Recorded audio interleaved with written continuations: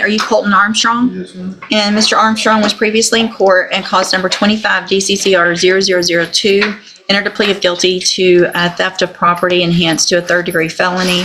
There was an agreement for a 10-year term to be probated for 10 years. There was not going to be a fine and $20,000 in restitution. Is that correct, that that was the agreement? Welcome back to Law Nexus. We're glad you're here. Tonight's courtroom unfolds fast, and the consequences hit even faster. One test result, one excuse, and suddenly freedom has a price tag.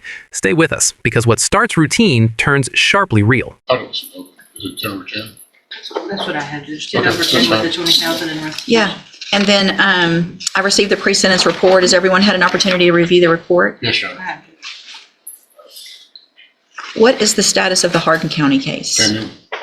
I have made multiple attempts to contact Mr. Hopper over there to know more. I'm sorry. Okay. I've spoken with him.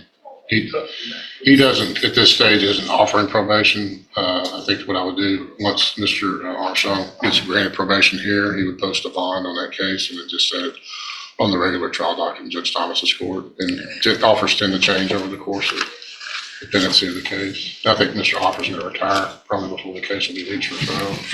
Judge, our position, I'm not being flippant.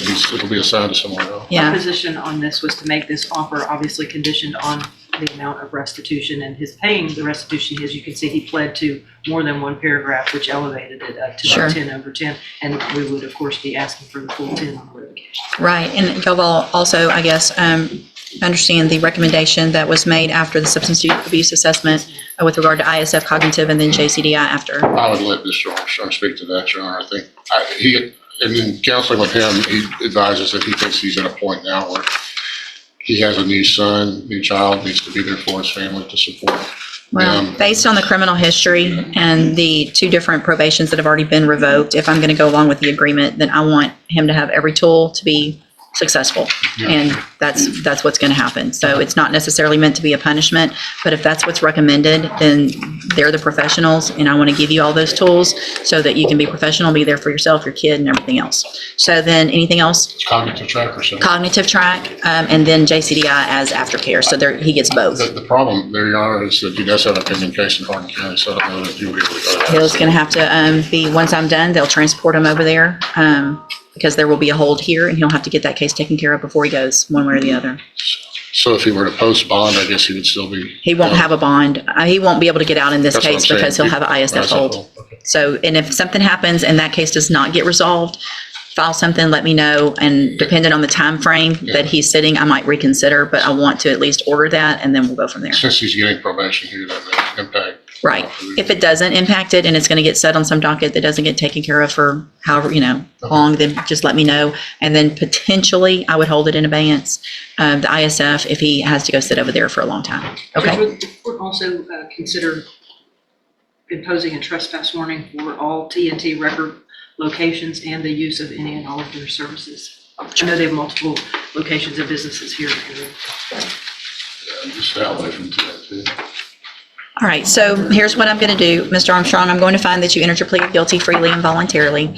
Find sufficient evidence to find you guilty, and at this time, follow the agreement that you made with the district attorney. Find you guilty of theft of property enhanced to a 3rd degree.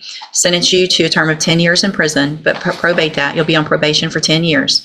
There will not be a fine. You are ordered to pay $20,000 in restitution and to follow all of the rules and conditions of probation. Sorry. Does anybody else see that? There's a bug flying around. I feel like I look crazy. You're going to be ordered to go to the cognitive track of ISF and then through the JCDI program as aftercare, which is an outpatient treatment program. So you'll be transported over to Hardin County. If something gets worked out once you get there, then you'll go straight from there to ISF. If for some reason that doesn't get worked out and things are going slow, Mr. Kimler will get in touch with me and we'll reconsider the ISF. I want you to go because I think it's good for you. I want you to start getting your GED. I'm going to order that as a condition of your probation. You are required to, once you're out, and there might even be the opportunity in ISF to start that. I'm not sure. But if not, once you're out, within 30 days of being out, I want you to start that program. Again, that's going to be helpful for you, for your children, to get better jobs, and so that is part of your probation. You are ordered to not be on the premises of or use the services of TNT Record as a condition of your probation also.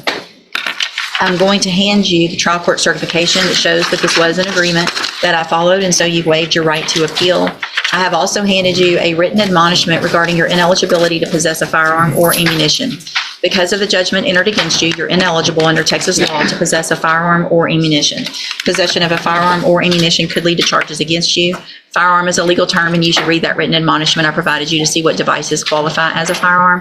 If you have questions about the laws that make you ineligible to possess a firearm or ammunition, or about how long that lasts, you can talk with Mr. Kimler. And I don't know, I'm kind of reconsidering, with the Hardin County stuff, I'm going to do this. Listen, hang on, listen. This is what I'm going to do, just because I know that could take a while over there.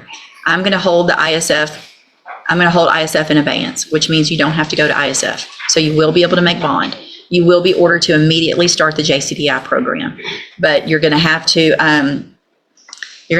change your behavior on your own without that 90-day program. Here's what we're not going to do. If I give you this opportunity and you do get a probation over there and you're getting out and you start making bad decisions again, you're old enough to be making better decisions. The argument doesn't need to be to come in and go, well, now I send me to ISF. It's probably going to be a revocation. It could be ISF, it could be a revocation, but you need to make those changes for good in your own life. Take advantage of whatever probation has to offer you. Okay? All right. Good luck to you. You can go back with the bailiff.